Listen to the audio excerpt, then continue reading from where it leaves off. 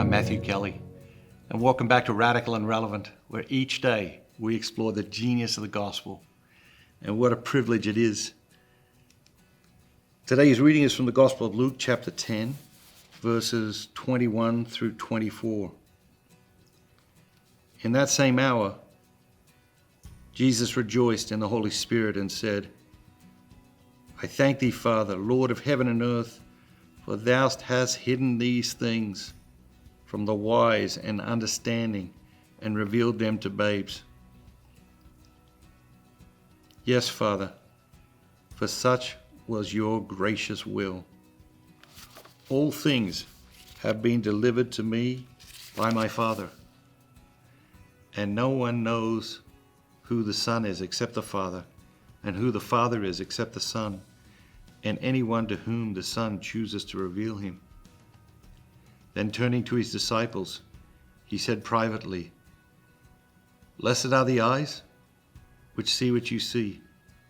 For I tell you that many prophets and kings desired to see what you see and did not see it, and to hear what you hear and did not hear it.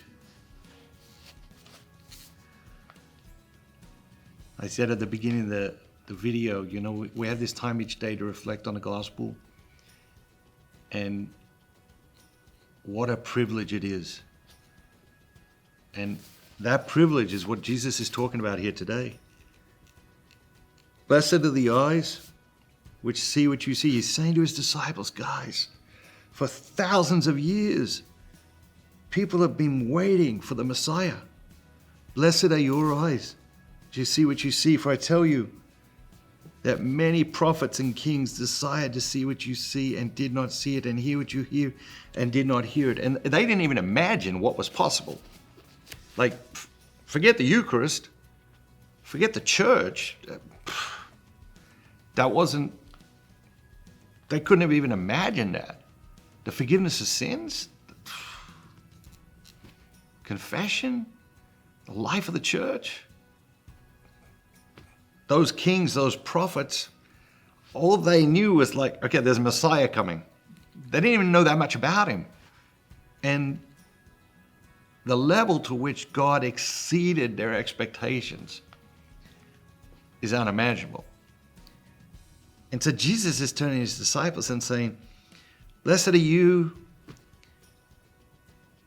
You get to see this. You get to experience this.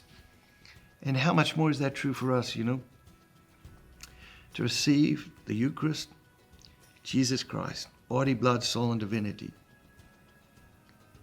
To consume our God. Like the intimacy of that is extraordinary. The intimacy of the Eucharist is revolutionary. It was then, it is now, it always will be.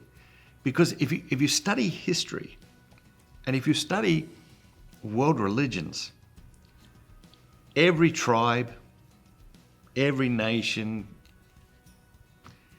has had gods. Every single one. But none of them had an intimate God. None of them had a deeply personal God who was deeply interested in their individual soul and the journey that soul was on and the destination of that soul. And certainly none of them had a God who expressed the intimacy of the Eucharist or even anything remotely in the same universe as that. And so the intimacy of our God, the closeness of our God is quite extraordinary, quite revolutionary. And in the context of world history and world religion,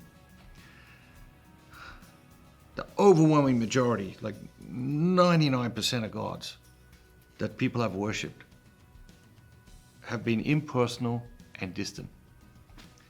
Impersonal and distant. But our God is not an impersonal and distant God. Our God is a deeply personal, deeply, intimately close God. And that is why. Blessed are the eyes which see what they see. For I tell you, many kings and prophets desired to see what we see, to hear what we hear. They couldn't have even imagined what was possible. But we get to experience it every day. Have a great day, an amazing day. And remember, be bold, be Catholic.